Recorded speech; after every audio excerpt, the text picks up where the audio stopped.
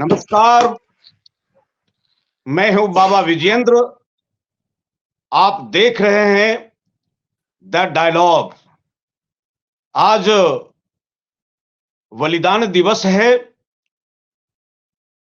पूरा देश बापू को याद कर रहा है। देश ही नहीं, पूरी दुनिया बापू को आज याद कर रही है। आज हम लोग समाज परिवर्तन के तमाम सक्रिय साथी विचारक जो देश और दुनिया को बदलना चाहते हैं, इस बजबजाती जिंदगी से समाज को मुक्ति देना चाहते हैं, तमाम मुक्ति के लिए संघर्षरत साथी आज इस द डायलॉग के इस चौपाल पर मौजूद हैं। हमारे बीच आदरणीय दया सिंह जी हैं। दया सिंह भारत की एकता और अखंडता के लिए लगातार सक्रिय रहे हैं। सालों भर इनकी यात्रा होती है। अपने हिस्से की जो भूमिका है, अपने हिस्से की भूमिका को इन्होंने चिन्हित किया है। जो कुछ हो सकता है समाज और राष्ट्र के लिए, दया जी करने के लिए सक्रिय रहते हैं। हमारे बीच डॉक्टर योगेंद्र, जो अभी मैं चर्चा में कह रहा था कि डॉक्टर योगेंद्र यद्यपि किसी परिचय और बड़ाई में विश्वास नहीं रखते हैं, लेकिन हम लोग के आदर्श हैं और हिंदी विभाग के विभागाध्यक्ष, कई पुस्तकों का लेखन इन्होंने किया है। गुरु कुमार शिष्य कुंभ का गंगा को अविरल बहने दो, बहुत चर्चित किताबें इन्होंने लिखी है। और आज भारत की जो वर्तमान परिस्थिति है, इस परिस्थिति को लेकर के परेशान हैं और परिवर्तन की बात सोच रहे हैं। हमारे बीच कॉमरेड बिमल जी मौजूद हैं। कॉमरेड बिमल अर्थशास्त्र के, खास करके विकास का जो नया मॉडल है और ग्रीड बेस्ड इकोनॉमी के खिलाफ में नीड बेस्ड इकोनॉमी की बात आप करते रहे हैं और प्रकृति और पर्यावरण को बीच में रख करके विकास का कौन सा मानक होगा, इस मानक को लेकर के लगातार आप चिंता करते रहे हैं। हमारे बीच आदरणीय निवीर सिंह पुत्र जी, प्रख्यात पत्रकार, कवि, लेखक हमारे बीच है। हम तमाम मित्रों का स्वागत करते हैं और आज बात शुरू करते हैं बिना किसी भूमिका में गए हुए। आज पूरा देश गांधी को नमन कर रहा है। नेताओं के सर राजघाट पर झुक रहे हैं। सजदा करने की नई संस्कृति बहाल हुई है, लेकिन 100 वर्षों के बाद 20 से लेकर के 24, आज 100 वर्ष लगभग पूरा हो रहा है गांधी के संघर्ष का,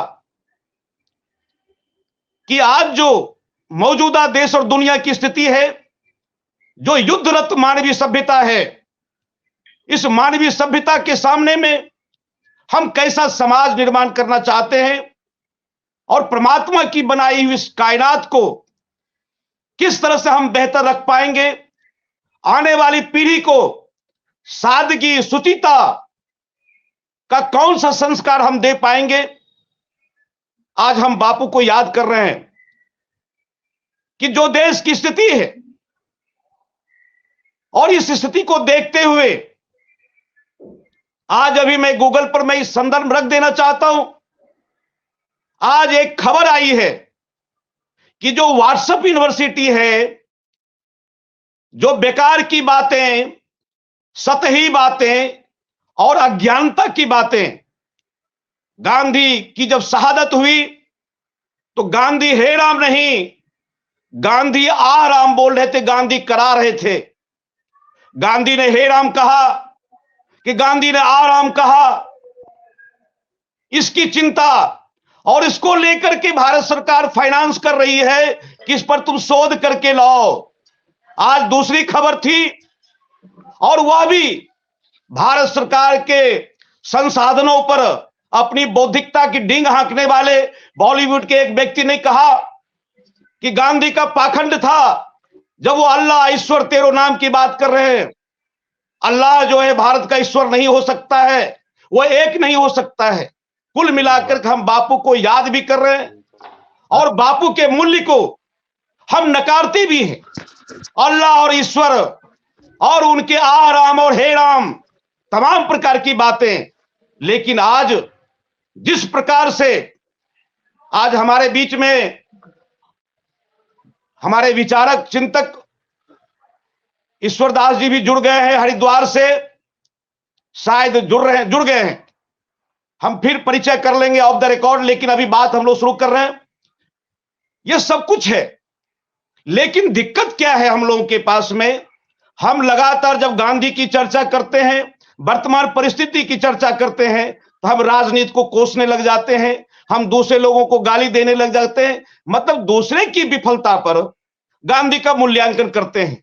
गांधी को याद करने वक्त हम यह नहीं सोचते हैं इस देश और दुनिया के लिए जैसा गांधी ने सपना देखा था, उस दुनिया के लिए हमारे हिस्से की क्या भूमिका होगी। हम अपनी अपने स्तर पर हम गांधी को कितना जी रहे हैं और कितना बोल रहे हैं। क्या आज गांधी को याद करते हुए हम कुछ अपने हिस्से की भूमिका निभा सकते हैं या नहीं निभा सकते? आज आप प्रतीक देख लीजिए। आज एक तरफ राजनीतिक शुचिता, सादगी, ईमानदारी, धर्म की चर्चा हो रही है गांधी के संदर्भ में, दूसरे तरफ वही नेता के घर में छापा पड़ रहा है।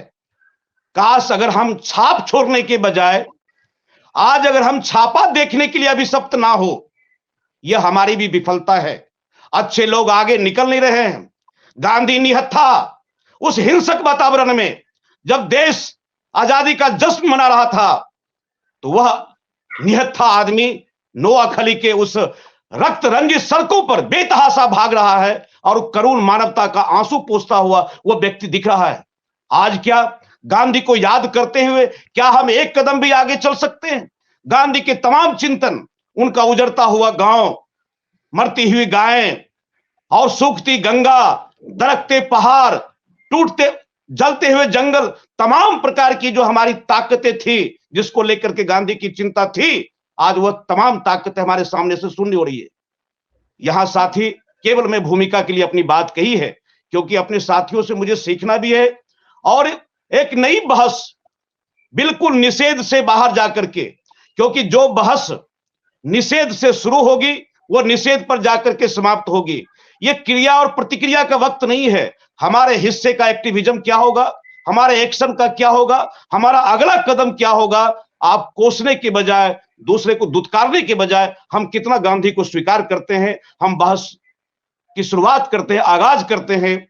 मुझे लगता है कि इस विषय पर आदरणीय डॉक्टर योगेंद्र मौजूदा हालात में, परिस्थितियों में, देश और दुनिया में गांधी को देखते हुए, उसको नमन करते हुए हम कैसा समाज देखना चाहते हैं, डॉक्टर योगेंद्र हम आपसे सुनना चाहते हैं।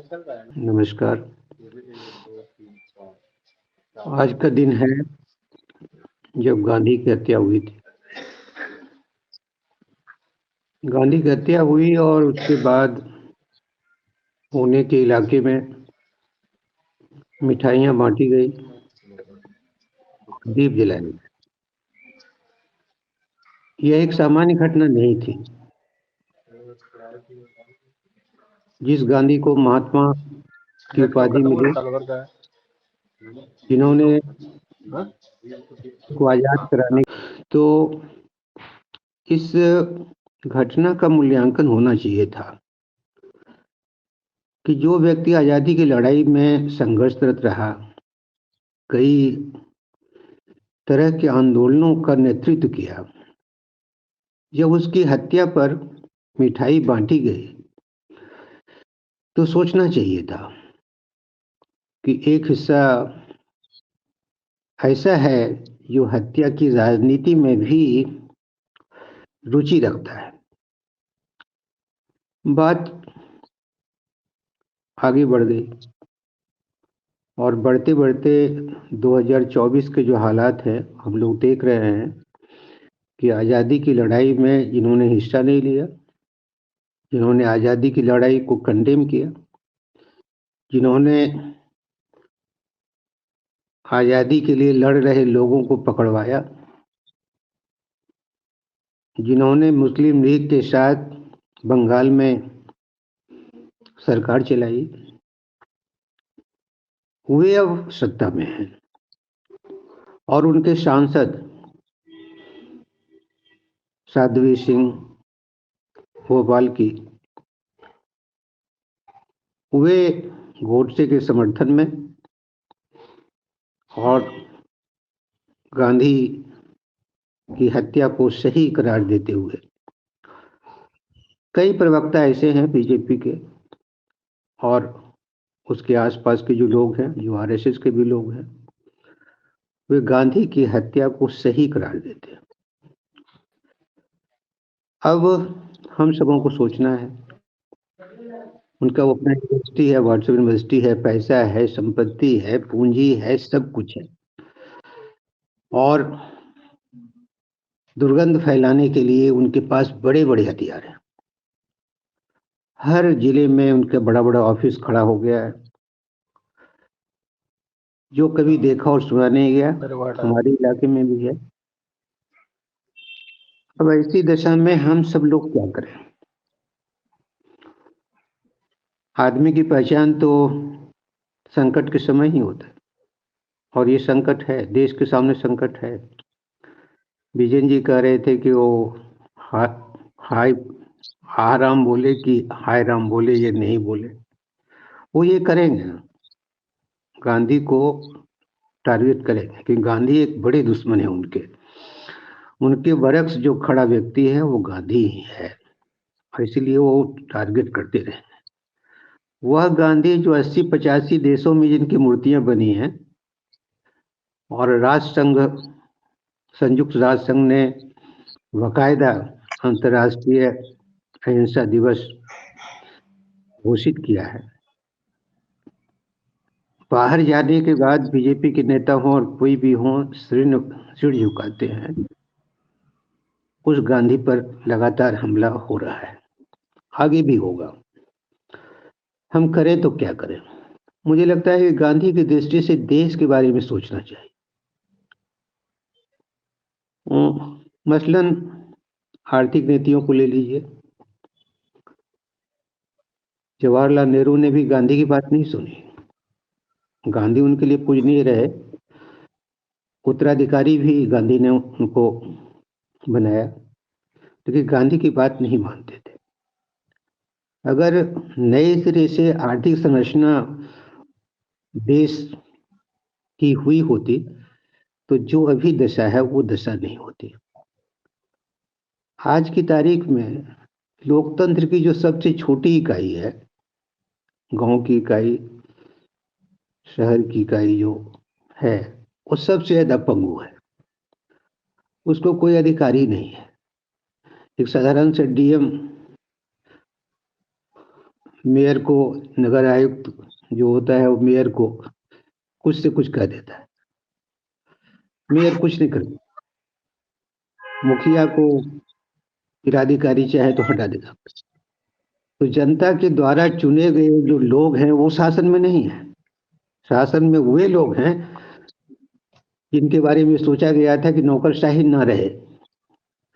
1947 के बाद नौकरशाही देश में नहीं रहे। चलाने वाली जो ताकत है वह ताकत जनता के द्वारा जो चुने हुए लोग हैं वो रहे। लेकिन नौकरशाही चला रही है, दिल्ली सरकार को चला रही है नौकरशाही, छोटे छोटे स्तरों पर नौकरशाही चला रही है। तो लोकतंत्र तो वहां पंगु ही है। मेरी राय है कि गांधी की जो दृष्टि थी कि भाई गांव को मजबूत करो, गांव की जो इकाई है, नीचे की जो इकाई है उसको मजबूत करो, और मजबूत तब तक नहीं होगा जब तक कि आप आर्थिक अधिकार नहीं देते। आर्थिक अधिकार देने का मतलब है कि टैक्स में, योजना बनाने में गांव की भूमिका हो, जिले की भूमिका हो, राज्य की ताकत कम की जाए, केंद्र की ताकत कम की जाए। कौन होता है दिल्ली में बैठकर भागलपुर के बारे में सोचने वाला? क्या यह दया पर निर्भर करेगा? भागलपुर अपने तरीके से नहीं सोचेगा। भागलपुर का विकास भागलपुर के वासी नहीं करेंगे, उसके नुमाइंदे नहीं करेंगे, उसके चुने हुए लोग नहीं करेंगे, और वे लोग करेंगे जो भागलपुर को जानते ही नहीं है, देखा भी नहीं है। पहचानते भी नहीं है क्या तकलीफ है, क्या दिक्कत है। अभी देखिए गाँव में गेहूँ होता है और गेहूँ को यहाँ से ले जा कर के बड़े-बड़े शहरों में और उस पर उसको पीस करके और अपना लेबर लगा करके फिर अन्नपूर्णा फलना-चिलना करके आप भेज देते हैं। हमारा ही गेहूँ है और यहाँ से गया फिर वहाँ से वापस आया। यहाँ से टैक्स का पैसा दिल्ली गया, दिल्ली से वापस आया और पता चलता है कि रास्ते में लूट हो रहा है, भ्रष्टाचार है। तो इस भ्रष्टाचार को रोकने के लिए और लोकतंत्र को मजबूत बनाने के लिए नए सिरे से सोचने की ज़रूरत है। गांधी की जी दृष्टि से सोचने की ज़रूरत है और जी वो दृष्टि आपस में जो चर्चा करेंगे मुझे लगता है कि अन्य वक्ता जी भी अपनी बात रखते हैं तो ज़्यादा जी बेहतर रहेगा। जी जी बहुत-बहुत धन्यवाद आपने मौका दिया जी बात करने दया जी, दया जी, अभी डॉक्टर योगेंद्र ने कहा कि जो सबसे छोटी इकाई है गांव, गांधी जब गांव की चिंता करते थे, और हम कहते बचपन से यह पढ़ते आ रहे हैं कि भारत माता जो है वो ग्रामवासिनी भारत माता। मैं ये कह रहा हूं कि जब भारत का गांव उजड़ जाएगा, तो जब गांव उजड़ जाएगा तो ना तो भारत माता रहेगी, ना तो सनातन धर्म रहेगा। सनातन धर्म की जो बुनियाद है, सनातन धर्म का मतलब दया जी आप हिंदू मुसलमान करके नहीं देखें। जो भारतीय जीवन मूल्य है, भारतीय मानक और जो मॉडल है भारत के जीवन वे ऑफ लाइफ का, उसकी बुनियाद गांव है। अगर गांव उजड़ गया तो मूल्य बचेगा नहीं, क्योंकि गांधी बाजार की तरफ नहीं जा रहे हैं, गांधी को परिवार की चिंता है। जब गांव नहीं बचेगा तो परिवार भी नहीं बचेगा और फिर भारत की बुनियाद हिल जाएगी। मुझे लगता है गांधी और गाय के संदर्भ में, क्योंकि लगातार आप गांव की यात्रा करते हैं, लगातार सिख समुदाय में आप लोकप्रिय हैं, यहां से लेकर के गुरुद्वारा प्रबंधक कमेटी, और हमने भी आपके साथ में यात्रा की। आप पूरे तमाम गुरुओं के गुरुद्वारा में जा करके भारत की बेहतरी के लिए आपने दुआ भी की है। तो आपसे मैं सुनना चाहता हूं कि गांधी के संदर्भ में, क्योंकि निबिड़ जी को भी सुनना है, 1 घंटा का शो है, बिबल जी को भी सुनना है, ईश्वरदास जी भी हैं, इनको भी सुनना है। तो गागर में सागर भरते हुए अपनी बात कहें दया जी। बाबा जी, बात ये है कि जो आप गांधी की बात करते हैं, जिस गांधी के विचार को ही हमने खत्म कर दिया पिछले 75 साल में, अब गांधी बचा कहाँ है? सवाल गाय का और गांव का नहीं है, सवाल गांधी के जीवन काल का है, जिस गांधी को हमने पहले तो उसकी आज हत्या कर दी, आज उसका दिन जो उसकी शहादत है वो आज हमने यादें की, उनके ऊपर बातें की और उस विचार को पिछले 8 साल में 9 साल में उस विचार को समापन कर दिया। अब वो विचार सामने है नहीं। आप गाय की बात करें या गांव की बात करें, मेरा ये कहना है कि जब तक गांधी हमें पता नहीं लगेगा तो गांधी की बात, आज के गांव की बात करनी और ना करनी उसका कोई अर्थ नहीं रहता। मैं उस जी गांधी को जानता हूं, मैं उस गांधी को जानता हूं जो 1920 में बाबा खड़ग सिंह सिख लीग के अध्यक्ष थे। गांधी, मोतीलाल नेहरू, मोहम्मद अली जौहर और शौकत अली मंच पर आए। मोहम्मद अली जौहर ने जब ये शब्द कहे होंगे कि खालसा जी, हमारे बुजुर्गों ने हाकिम रहते आप पर ज्यादतियां की, मैं उसकी माफी मांगता हूं, मैं अपनी और अपने भाई शौकत की गर्दन पेश करता हूं, आपका मन करे तो काट लें। तभी आप अंग्रेज हुकूमत से एक निजात पा सकते हैं। एक वो गांधी है जो गांधी खिलाफत मूवमेंट को भी अपने साथ लेता है, वो एक वो गांधी है जो सिख मूवमेंट को भी अपने साथ लेता है, बाबा खड़ग सिंह को अपने साथ खड़ा कर लेता है। तो वो जो गांधी हमारे सामने आया है वो गांधी कहाँ है, सवाल इस बात का होना चाहिए। बाकी तो बात आपकी सही है, तो हम उस गांधी की जब तक हम चर्चा नहीं करेंगे कि तब तक आगे की बात हम कह ही नहीं सकते।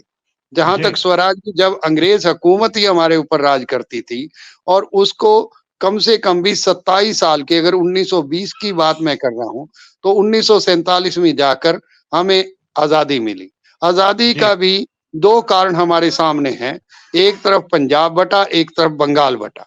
नतीजा जी हमने देखा है। मेरा ये भी कहना है कि जब तक देश में स्वराज की बात जो गांधी करते थे, स्वराज तो तभी हो सकता है जब स्वराज का कोई सिस्टम बने। जिस कॉन्स्टिट्यूशन को हमने बनाया, आज वो कॉन्स्टिट्यूशन भी कहाँ नजर आ रहा है। उस कॉन्स्टिट्यूशन की भी हमने धज्जियां उड़ा दी। और आपने जो बात कही मुझे कि आप सिख और मुस्लिम की बात से ज्यादा ऊपर जाकर बात करें, मैं ये कह रहा हूं कि पिछले 40 वर्ष में सिख और मुस्लिम को जो एलिनिएट ही कर दिया पूरे देश में से, तो वो गांधी कहाँ हमारे सामने। आज सवाल उस गांधी को ढूंढने का है। गांधी को मैंने अभी आज भी कहीं एक बात कही, गांधी कमाल है कि 1469 में गुरु नानक आते हैं और वो उससे कोई पूछता है कि ईश्वर क्या है, तो गुरु नानक कहते हैं सत्य ईश्वर है। एक रेवोल्यूशन था जिस बात की वो बात करते हैं। और 400 साल बाद गांधी आता है। गांधी से जब यही सवाल पूछा जाता है तो गांधी भी कहता है सत्य ईश्वर है, सत्य और अहिंसा की बात करता है। मैं समझता हूं सत्य और अहिंसा, आज हमने उस सत्य और अहिंसा को उस मकान के बनाए मंदिर में जाकर उसका समापन कर दिया। तो गांधी का ना तो सत्य बचा, ना गांधी की अहिंसा बची, ना गांधी की वो सोच बची जिस सोच की हम बात करते हैं। मेरा बाबा जी ये कहना है, जब तक वो गांधी हमें समझ नहीं आएगा, अगला जो हालात हैं वो समझ आ नहीं सकते।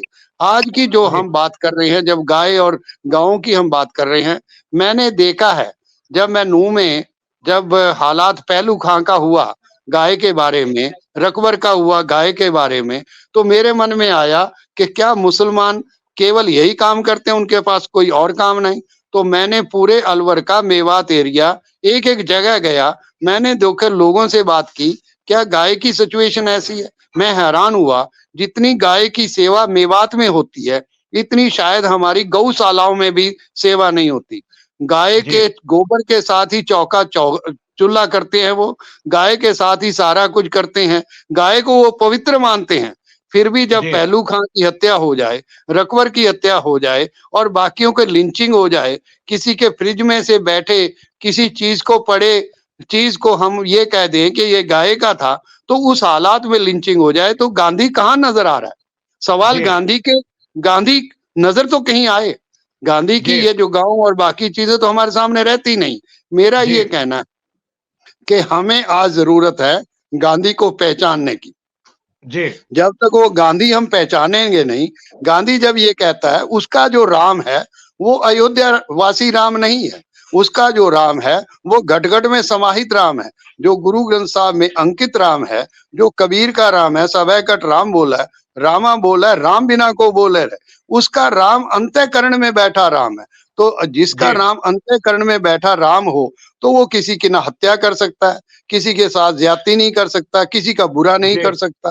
तो सवाल इस बात का दया जी आपने बहुत गंभीर प्रश्न उठाया है और देश चिंतित है इन तमाम सवालों को लेकर के कि किसी भी कीमत पर जो हिंसा के पक्ष में खड़ा नहीं हुआ जा सकता है। जब हम गांधी को याद करते हैं तब अभी कॉमरेड बिमल, कॉमरेड कहना तो ठीक नहीं है लेकिन कॉमरेड सुनने की आदत हो गई है, लेकिन मुझे लगता है कि वेद और उपनिषद की जितनी जानकारी कॉमरेड बिमल रखते हैं, शायद ही कोई कथित रूप से जो वेद के जानकार है उतनी जानकारी रखते हैं। बिमल जी, आपसे गांधी का जो अर्थशास्त्र है, आर्थिक गांधी, जब वैश्विक चुनौतियां, क्रॉनिकल कैपिटलिज्म और जिस प्रकार से बाजारवाद की आंधी है, जो वैश्वीकरण की चुनौतियां हैं, हम लोग ये मानते हैं कि वैश्वीकरण की चुनौतियों का मुकाबला भारत का गांव कर सकता है। लेकिन आजादी के इतने वर्षों के बावजूद भी अमृत काल मना रहे हैं। अगर भारत का वह गांव, आखिर भारत का कौन गांव मुकाबला करेगा? जातियों में बटा हुआ गांव, जाति के नाम पर टीले, कबीले, यह मुसर टोली, यह बवन टोली, यह चमर टोली, क्या जातियों के नाम पर जो यह विभाजित गांव है, क्या वैश्वीकरण की चुनौतियों का एक यह गांव मुकाबला कर सकता है? जब गांधी को याद करते हैं तो गांधी कैसा गांव बसाना चाहते थे और वह गांव में क्या होगा? वह गांव में परिवार होगा, गांव में प्रेम होगा, संवेदना होगी, चौपाल होंगे, गाय होंगी, नंदी होंगे, खेती होंगी, सब कुछ होगा, प्रेम होगा। तो मैं ये कह रहा हूं कि ग्लोबलाइजेशन के सापेक्ष में भारत के गांव को आप किस रूप में देखते हैं गांधी को याद करते हुए? बिमल जी। बाबा जी धन्यवाद। पहली बात तो ये है कि आपने आज के आयोजन में एक घाव कुरेद दिया।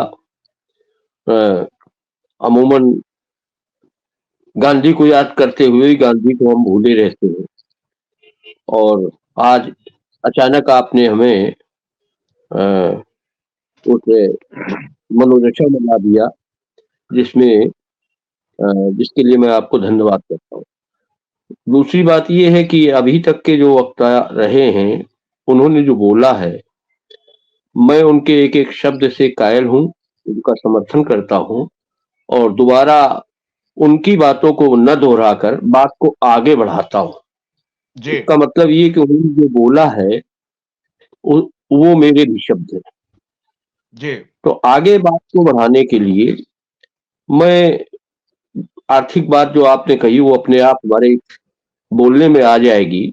गांधी ने किया क्या और हम क्या कर सकते हैं, तमाम इधर उधर की बातें न करते हुए गांधी ने जी 3 काम किए। गांधी ने पहला काम ये किया कि उन्होंने जो दुश्मन लोग थे उन्हें वो दुश्मन भी नहीं कहते थे, जी लेकिन उन्होंने उनके साथ आइडियोलॉजिकल स्ट्रगल हर चीज में किया, चाहे वो इकोनॉमिक फील्ड हो, चाहे वो पॉलिटिकल फील्ड हो, चाहे वो कल्चरल फील्ड हो। तो उन्होंने पहला काम किया कि आइडियोलॉजिकल स्ट्रगल किया और भारतीय जनता की उन आकांक्षाओं, इच्छाओं को निर्मित किया कि विदेशी जो शोषक लोग हैं, जो विदेशी तंत्र है, जो हमारे यहाँ राज्य सत्ता पर कब्जा किए, उससे मुक्ति की आकांक्षा उन्होंने देश की जनता के अंदर जागृत की। और यही नहीं कि उन्होंने देश की जनता के अंदर मुक्ति की आकांक्षा जागृत की, देश की जनता की इच्छाओं और आकांक्षाओं का उन्होंने नेतृत्व किया। जी और नेतृत्व करते हुए उन्होंने हर चीज का एक अल्टरनेट मॉडल प्रस्तुत किया। पहला काम गांधी ने ये। दूसरा काम क्या किया? दूसरा काम उन्होंने किया पॉलिटिकल स्ट्रगल किया। पहला आइडियोलॉजिकल स्ट्रगल किया और दूसरा पॉलिटिकल स्ट्रगल किया। पॉलिटिकल स्ट्रगल की उनकी खूबी क्या थी? एक इटालियन मार्क्सिस्ट है, उसका नाम है ग्राम्सी। उसका कहना है कि पोजीशन ऑफ वार और वार ऑफ पोजीशन, युद्ध का अवस्थान और अवस्थान का युद्ध। वो एक कदम आगे गया और 3 कदम पीछे गया और फिर 4 कदम आगे जाके उसमें युद्ध लड़ा। डिटेल बताने के लिए किसी दिन और लंबी बैठक करेंगे, लेकिन आप उसके खिलाफत आंदोलन से लेकर और मरने के दिन तक उसके आगे जाने की और पीछे जाने की जो स्ट्रेटजी है, जो रणनीति है, आप जब उसको गौर करेंगे तो शायद बड़े बड़े मार्क्सवादियों को भी उससे सीखना पड़ेगा कि जन राजनीति का तौर तरीका क्या होना चाहिए। नंबर 3 गांधी ने क्या काम किया? नंबर 3 गांधी ने ये काम किया कि वो मुंह से नहीं कहता था जो करता है मैं ये करने जा रहा हूं। नहीं, जनता उसके साथ बह के चलती है जैसे नदी की धार बहती है। तो तीसरा काम उसने क्या किया? बिना कहे उसने मजदूरों, किसानों, मध्यम वर्ग, उच्च मध्यम वर्ग, भारतीय पूंजीपति वर्ग, विद्यार्थी, नौजवान, महिलाएं, आदिवासी, गिरिवासी, इन सब का उपनिवेशवाद के खिलाफ संयुक्त मोर्चा बनाया और भारतीय जनता समवेत स्वरों में उन सारी बड़ी बड़ी ताकतों का उसने मुकाबला किया जो उसके आइडियोलॉजिकल स्ट्रगल, पॉलिटिकल स्ट्रगल, इन सारे स्ट्रगल्स की जो बाधाएं थी, तमाम बड़े बड़े धुरंधर विचारक उनके सामने आए। मार्क्सवादी विचारक आए, समाजवादी विचारक आए, अंबेडकर आए, और सबका, आपको तो अंबेडकर का वो सब पूरा पैक्ट कोई चीज आपसे खाली नहीं है जो आप न जानते हो, लेकिन हम किसी चीज के डिटेल में नहीं जाएंगे। लेकिन कैसे उन्होंने मुकाबला किया हो सकता। अच्छा, एक बात उनकी जो सबसे बड़ी बात है वो अगर हम लोग गौर करेंगे, हालांकि हमारे पूर्व वक्ताओं ने भी इशारा किया है, वो क्या कि वो ऑनेस्टी, सत्य एक बड़ी चीज है, ये नहीं कहते थे वो कभी। सत्य सुंदर है, ये भी नहीं कभी उन्होंने कहा। सत्य महान है, ये भी कभी नहीं कहा। उन्होंने हमेशा ये कहा सत्य एक अच्छी नीति है, पॉलिसी, पॉलिसी स्ट्रेटजी भी है, टैक्टिक्स भी है। सत्य को, और उनका सत्य कैसा है, ये सत्य जो सत्य का बाप होता है ना, एक शब्द हमारे यहाँ ऋग्वेद में ऋत आता है, वो कहते हैं कि सत्य स्थूल होता है और ऋत सत्य को बनाने के नियम से पैदा हुई प्रक्रिया का उत्पाद है। और तो सत्य एक प्रवाहमान होता है, सत्य स्थिर नहीं होता है, सत्य गतिशील होता है। और उस सत्य को उन्होंने बताया कि ये नीति है, ये राजनीति है, ये अर्थनीति है, ये सामाजिक नीति है, ये सब तरीके की नीति। और उस सत्य को बेस्ट पॉलिसी मानते हुए तत्कालीन समय में उन्होंने सारी विचारधाराओं का, समस्त ऐसी राजनीति का जो जो एक तरीके से भारतीय जनता को गुलामत की बेड़ियों में, जंजीरों में जकड़ कर रखना चाहती थी, और वैचारिक सारी चीजों का, उनका सबका उन्होंने सत्य की मार्फत से मुकाबला किया। जी, मैं बिल्कुल नहीं दोहराना चाहता हूं पूर्ववक्ताओं की बात को, बिल्कुल, लेकिन क्योंकि सभी लोगों को सुनना है और दूसरे भी चक्र में आना है कि एक बार सभी वक्ताओं को, विमल जी, एक मिनट में ही अपनी बात खत्म किए देता हूं। तो जी, आज के दिन में केवल इतना कहता हूं, जी, केवल इतना कहता हूं, गांधी को याद करना बहुत वेदना का विषय है। गांधी के शरीर की हत्या नहीं, गांधी के विचारों की भी हत्या, दया सिंह जी और योगेंद्र जी ने पहले ही बताया है कि सब कुछ वो खत्म हो गया है। और उनके विचारों की हत्या, उनके शरीर की हत्या करने वाले लोग आज जिस तरीके से सत्ता में हैं, वो जिस आर्थिक नीति की आप बात कर रहे हैं कि गांव और गाय तक पहुंचा जाए, उस आर्थिक नीति के दुश्मन लोग हैं।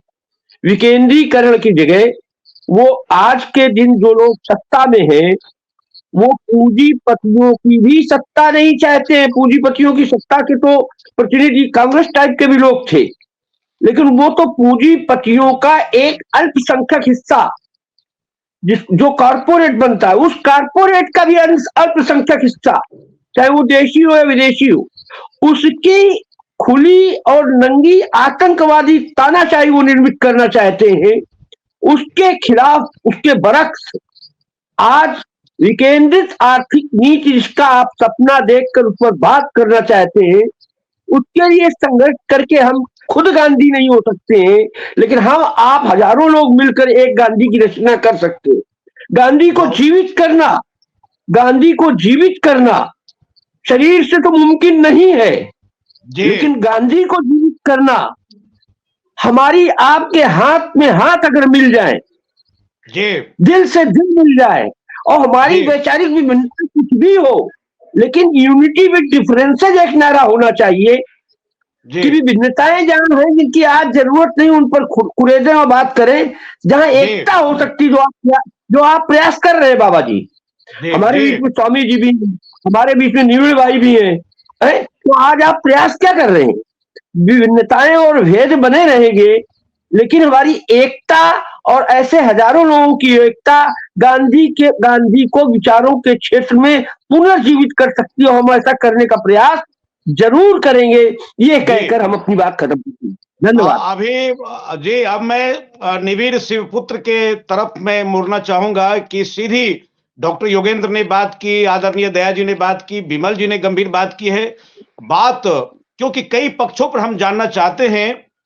जब गांधी पर तुष्टीकरण का आरोप लगता है, लेकिन जो गांधी कभी नमाज अदा नहीं करते, जो गांधी कभी मस्जिद नहीं जाते, जिनकी कमर में गीता है, जिनकी प्रार्थना में वैष्णव, जिनका रघुपति राघव राजा राम, उसको राज्य भी राम चाहिए, राजा भी राम चाहिए, और मरने के बाद भी हे राम कह के जाते हैं, ऐसे गांधी, ऐसा खांटी हिंदू जिसको कहते हैं, ऐसा गंभीर सनातनी, संवेदनशील सनातनी अभी तक हुआ नहीं है। मैं ये चाह रहा हूं कि आज गांधी को याद करते हुए, जो आपकी समझ का हिंदुत्व है, वह हिंदुत्व क्या है, वो परिवार क्या है, वह सनातन जीवन मूल्य क्या है। मैं चाहता हूं कि तब स्वामी जी के पास हम लोग आएंगे, लेकिन आप इस दिशा में बात करें तो गांधी के, डॉक्टर योगेंद्र ने जो बातें कही है, सब मित्रों ने बात को आगे बढ़ाई है। क्योंकि जब हम लोग समाज परिवर्तन की बात करते हैं तो आधा घंटा की डिबेट में, 1 घंटा की डिबेट में बात नहीं होगी। हजारों वर्षों की जी जनता बाबा, को आपका खोने कहना के लिए। बिल्कुल ठीक है। जी आप बिल्कुल सही कह रहे हैं। यही मैं सोच रहा था कि गांधी जैसे विराट व्यक्तित्व पर इस जी आधे घंटे की बहस में, और वो भी मैं ऐसे उद्भट विद्वानों के बीच बैठा हुआ हूं कि मुझे यह बात ही नहीं समझ में आ रही है कि कहाँ से शुरू की जाए और कहाँ खत्म किया जाए, कैसे बांधा जाए। पहली जी बात जो सबसे पहले दिमाग में आती है, क्योंकि अ, हमारे सभी भाइयों का ये विचार है कि गांधी की न सिर्फ उनका शरीर नष्ट किया गया बल्कि उनकी आत्मा भी नष्ट की गई। तो आत्मा के बारे में जो मेरी समझ है, न हन्यते हन्यमाने शरीरे, मैं तो जानता हूं कि शरीर को नष्ट करने से आत्मा नष्ट नहीं होती है। और गांधी की आत्मा, आत्मा हम लोगों ने देखा नहीं है, वो एक रहस्यमयी संबोधन है। आत्मा, आत्मा के बारे में मैं कोई तत्वदर्शी हूं नहीं कि कुछ कह सकूं, लेकिन गांधी की आत्मा में उनकी जो निष्पत्तियां हैं, उन्होंने अपने पूरे जीवन में जो सूत्र दिए हैं हमें आगे बढ़ने के लिए, वही उनकी आत्मा है। और वो न अनुपयोगी हुई है और न ही वो खत्म हुई है, उसे खत्म किया भी नहीं जा सकता। आप देखें, एक तो गांधी के संतत्व पे अरे आरोप लगाने के लिए तो रामकृष्ण बुद्ध और पूरी परंपरा जो महापुरुषों की परंपरा है, उस पे आरोप लगाने के लिए तो आप बहुत सारे आरोप लगा सकते हैं। आपके पास हमेशा ये गुंजाइश है, क्योंकि वो विराट व्यक्तित्व है। आप उस प्लेन पे जब तक जाएंगे नहीं, तब तक चीजें सचमुच में आपकी समझ में नहीं आएंगी। तो एक तो गांधी के संतत्व पे दो तीन हल्की फुल्की बातें मैं करना चाहूंगा।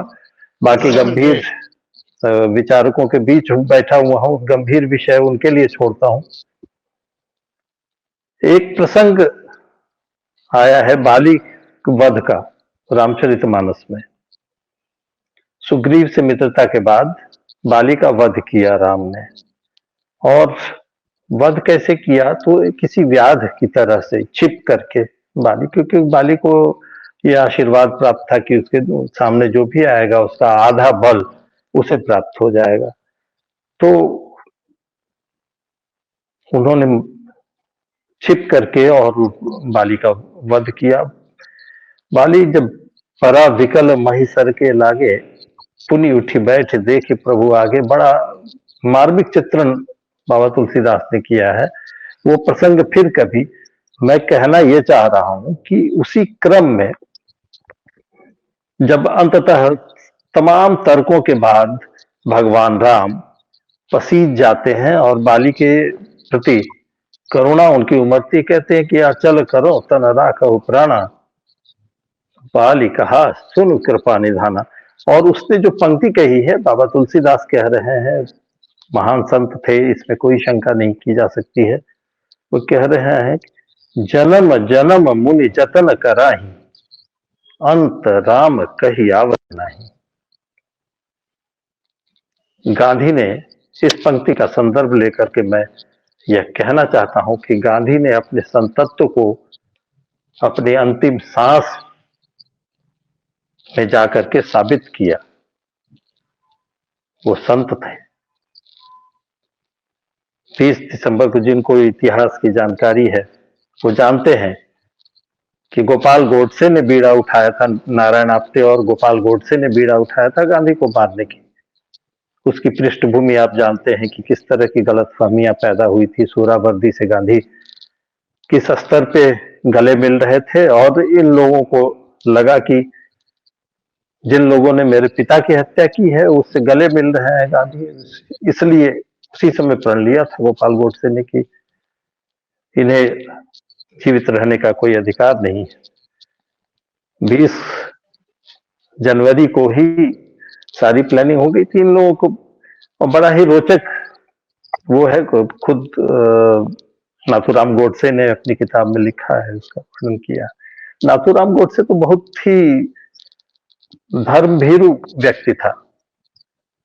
वो तो किसी घायल व्यक्ति को सड़क पर से उठा करके अपनी कार में नहीं बिठा सकता था, खून से इतनी घबराहट होती थी उसको। लेकिन मैं यहाँ पे यह बतलाना चाह रहा हूं कि डोमिनिक लापियरे और लैरी कॉलिंस ने तमाम शोधों के बाद एक किताब लिखी है और उसमें यह बताया है कि गांधी ने 20 जनवरी को जब उनके ऊपर अटैक हुआ था, जिसमें विफल हो गए गोपाल गोडसे, तो उसके बाद पटेल ने गांधी से बड़ी जिद की कि आपको, मैंने कहा सुरक्षा कर्मियों को यहाँ पे बहाली होनी चाहिए, और गांधी इसके बिल्कुल खिलाफ थे। तो उन्होंने कहा मनु से कि ये तो कुछ भी नहीं है, तुम नहीं कह सकती हो कि गांधी संत है। अगर कोई व्यक्ति आकर के पॉइंट ब्लैंक रेंज से मेरी छाती में गोली मारे, मेरे सीने में गोली उतारे, और फिर भी मेरे मुख से राम का नाम निकले, तब तुम एट द रूफ टॉप जाकर के अनाउंस कर सकती हो कि गांधी एक संत था।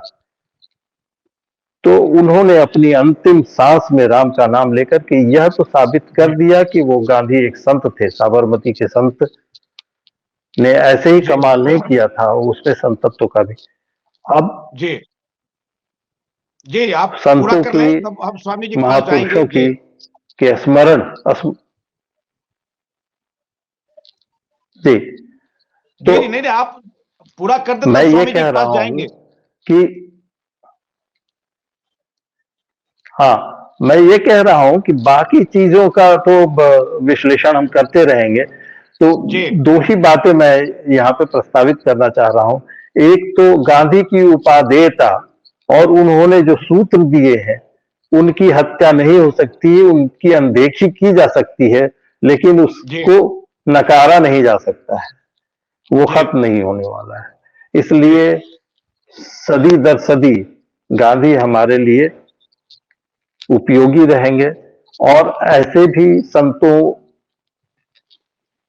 महान आत्माओं का स्मरण जो है, वो उसका मूल मकसद यह होता है कि उससे हमारे भीतर एक नई ऊर्जा का संचार होता है।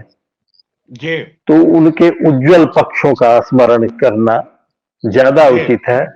और ओछी बातों में फंस करके, अरे गांधी का क्या कहना है, जब भगवान को ही हम अपनी जाति के अनुसार देख रहे हैं कि राजनीति में किस तरह से उपयोग किया जा रहा है, कृष्ण किसके भगवान थे और राम किसके भगवान थे, ये सारी बातें हैं।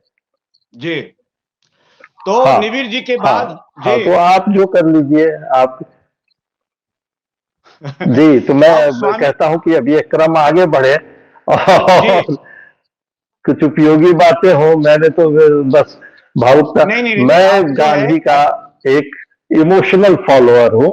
हाँ जी हाँ जी। एक तो यही बात है कि निविर जी, स्थिति यही है कि हम लोग लगातार डॉक्टर योगेंद्र से सुबह भी बातचीत हुई, कल भी बातचीत, लगातार हम लोग बात कर रहे हैं। जो समाज के जो सृजनशील व्यक्ति हैं, जिनके भीतर सपना पल रहा है, जहाँ संवेदना शेष है, जहां संबंध और संबंध बोध भी बचे हुए, ऐसे लोगों की बेचैनी समझी जा सकती है। लगातार यह है कि इस देश दुनिया में वैचारिक आग्रहों से मुक्त होकर के, ये जो सवाल यह है कि कोई व्यक्ति गांधी के हिंद स्वराज को अंतिम सत्य मानता है, कोई दास कैपिटल को अंतिम सत्य मानता है, कोई बंच ऑफ थॉट को अंतिम सत्य मानता है, कोई वेद को अपने अंतिम सत्य मानता है। ये जो अंतिम सत्य मानने वाली जो जमात है, इसको थोड़ा सा ऊपर उठना पड़ेगा, एक स्पेस क्रिएट करना पड़ेगा। वो आपने एक तार छेड़ ही दिया है, तो दो पंक्तियां बाबा जी, दो पंक्तियां, दो मिनट मुझे और वक्त दीजिए। अंतिम सत्य की जहां तक बात है, तो मैं अपनी फिर उसी बात को दोहराना चाहूंगा कि जिस व्यक्ति ने अपना पूरा जीवन सत्य के संधान के लिए प्रयोगों और प्रयासों को समर्पित किया, जिसने अपनी आत्मकथा का नामकरण किया कि सत्य के साथ मेरे प्रयोग। जी उस व्यक्ति के लिए अंतिम सत्य जैसा कुछ नहीं है। उससे अगर हम अंतिम सत्य जानना चाहेंगे तो बुद्ध की तरह से ही बुद्ध ने प्रतिमा का विरोध किया और सबसे पहले उनकी प्रतिमा बैठा करके फॉलोअर्स ऐसी गलती करते हैं। जी इसी जी जी इसी क्रम में मैं आपको जी याद दिलाना चाहूंगा कि कार्ल मार्क्स अपने जीवन काल में ही वो मिथ बन चुके थे। जी जीवन काल में ही उनका स्टेचर इतना बड़ा हो चुका था और एक जी सेमिनार में उनको आमंत्रित किया गया था। सारे वक्ताओं के जी बोलने के बाद उनसे आग्रह किया गया कि आप भी मार्क्सिज्म पे कुछ बोलें। तो उन्होंने एक पंक्ति कही थी, डॉक्टर विमल को ध्यान होगा, जी gentleman, I am Karl Marx, I am not a Marxist. जी जी तो मैं मार्क्सिस्ट नहीं हूं जी। हम्म तो दिवीर मार्क्सिस्ट जी, नहीं। तो अब जो है तो हम लोग स्वामी जी के पास आते हैं। एक तो सभी मित्रों को परिचय गांधी, कराते हैं। मैं ये कहने के साथ अपनी बात खत्म करता हूं कि गांधी का यह आग्रह ही नहीं था कि तुम मुझे फॉलो करो, तुम हमारी दी हुई ऊर्जा, हमारी दी हुए सूत्रों के सहारे समय के अनुसार अपनी बुद्धिमत्ता, और कोई किसी पिता का सबसे बड़ा अवदान पुत्र के लिए क्या होगा, उसको इस काबिल बना दे कि वो समय और परिस्थिति के अनुसार अपनी आजीविका खुद अर्जित करे। यह नहीं कि वो कोई थाती छोड़ करके जाए, प्रॉपर्टी छोड़ करके जाए। तो वही फर्क हमें महसूस ना होगा। गांधी ने हमें जी सूत्र दे दिए हैं, अब उसका उपयोग, दुरुपयोग, सदुपयोग हम कैसे कर रहे हैं, यह जी हमारे ऊपर और हमारी आने वाली पीढ़ी के ऊपर निर्भर करता है। स्वामी जी। जी जी स्वामी जी हमारे सभी मित्र जानते होंगे कि पिछले कई वर्ष पहले बलवंत राय मेहता जी को याद करते हुए हम लोग एक मंच पर थे।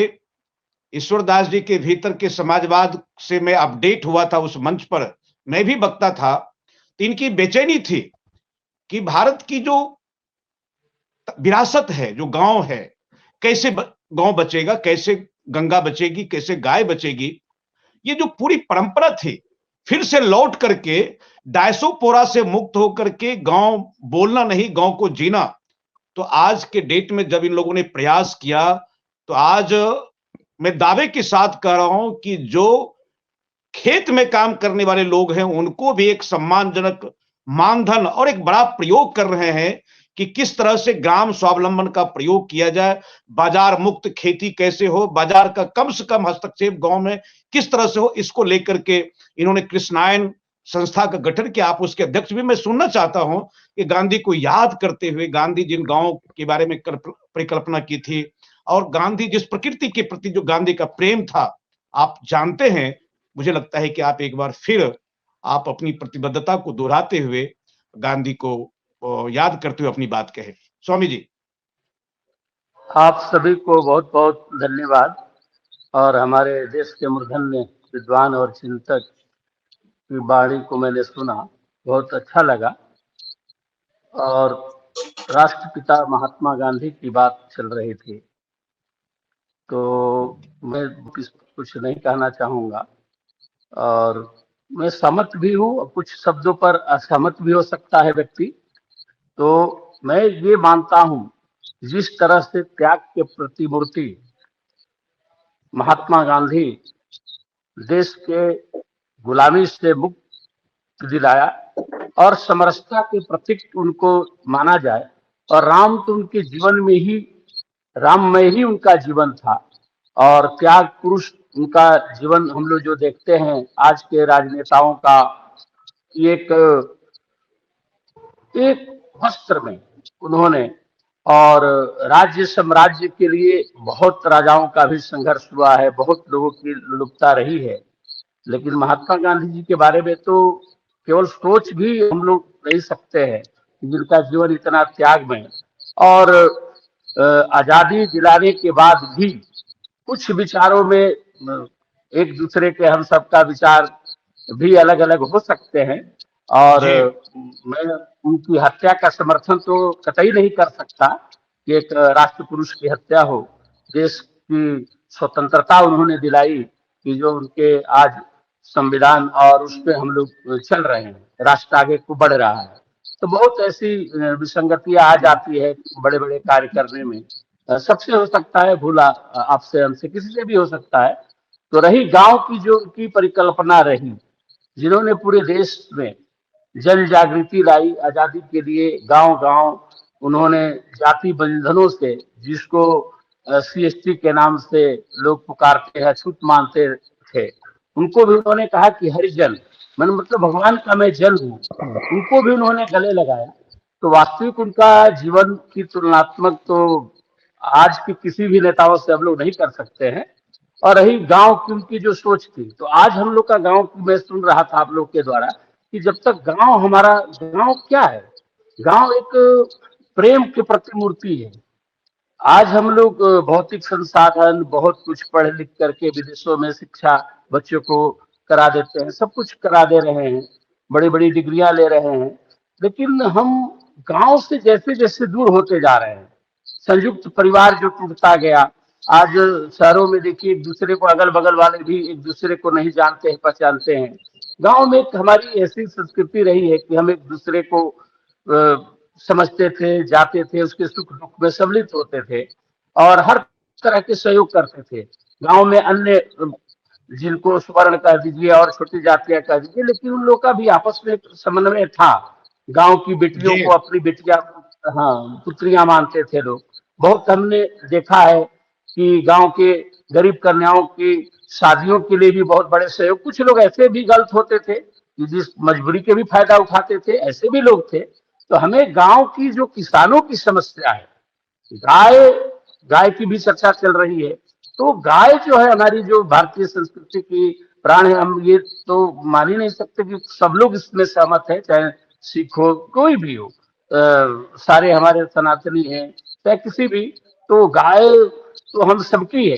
तो गाय से सबसे बड़ा एक उपार्जन गायों का हम लोग के यहाँ जो एक सामंजस्य था गौ का, कि गौ माता घर में रहती थी, तो एक परिवार सब लोग मिल करके गाय की सेवा करते थे, हमें शुद्ध दूध मिलता था, घृत मिलता था, जो कि आज के दूध के नाम पर, घृत के नाम पर बहुत जहर मिल रहे हैं।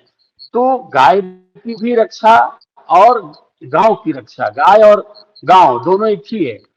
तो हमें गांव को, जैसे अभी आप कह रहे थे कि उचित मूल्य नहीं मिल रहा है बाजारों में, तो हमें जो किसानों को आज समय के अनुसार जब भी मार्केट में ये स्थिति होती है कि जो उचित किसानों का मूल्य मिलना चाहिए वो कतई नहीं मिल रहा है।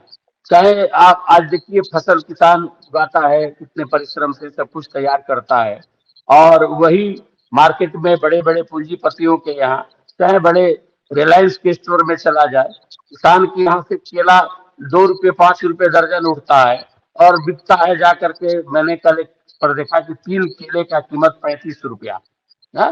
तो ऐसे, तो इसलिए किसानों को उचित हमें देना चाहिए उनका जो लागत है।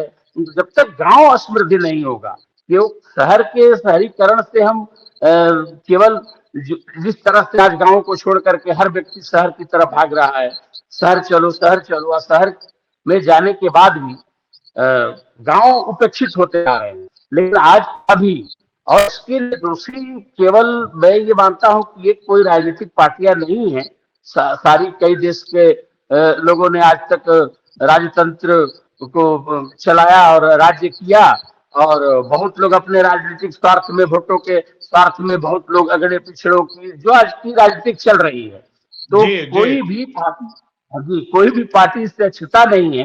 तो हमें गांव को समृद्ध बनाना होगा, गांव को उचित, किसानों को हमें उचित मूल्य मिलना चाहिए। इसलिए क्योंकि फसल उगाता है उस समय क्या रेट डाउन, वही कोल्ड स्टोर में चला गया और वही बड़े पूंजीपति स्टोर में चला गया, तो कई गुना। तो इस पर एक सरकार की भी मानक तय होना चाहिए कि हमें इस बहुत कम मानक दिया जाता है, तय किया जाता है। सब लोग, आप सब भी, हम सब लोग भी देखते हैं किसानों की स्थिति।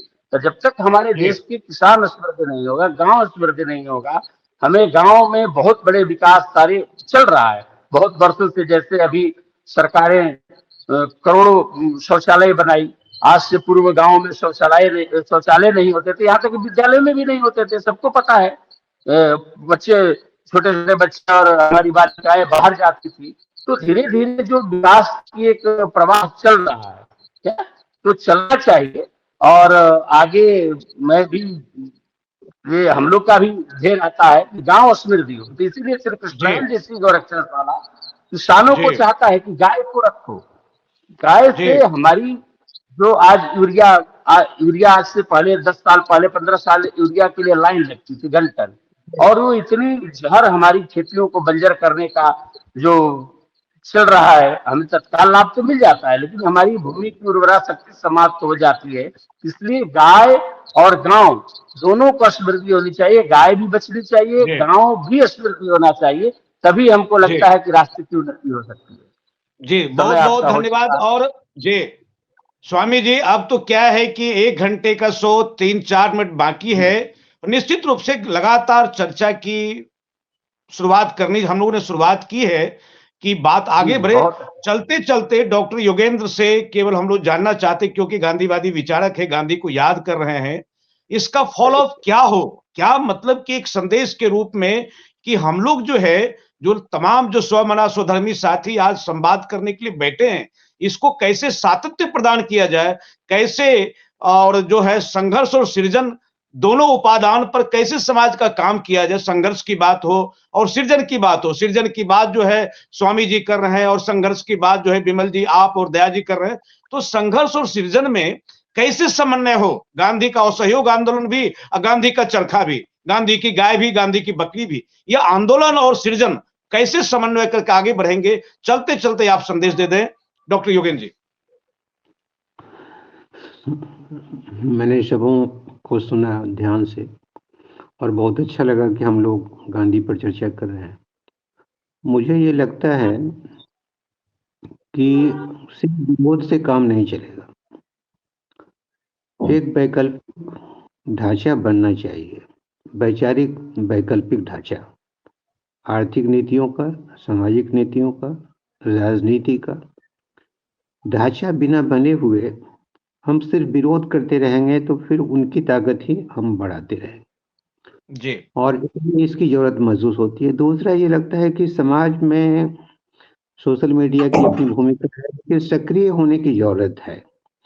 विभिन्न तरीके से लोगों के पास लोग जा भी रहे हैं, ऐसा नहीं है, लोग जा भी रहे हैं, स्वामी जी हैं, कई लोग हैं, लोगों के साथ बैठते हैं, दया जी हैं, सब लोग जाते हैं, बैठते हैं, लेकिन एक संगठित रूप से ऐसे साथी जितने हैं उनका एक जुड़ाव होना चाहिए और एक राष्ट्रीय स्तर पर संरचना बुनी जानी चाहिए आंदोलन की, ये मुझे लगता है। जी विमल जी, चलते चलते 1 मिनट समय है। नहीं, जो योगेंद्र जी ने कहा मैं सहमत हूँ।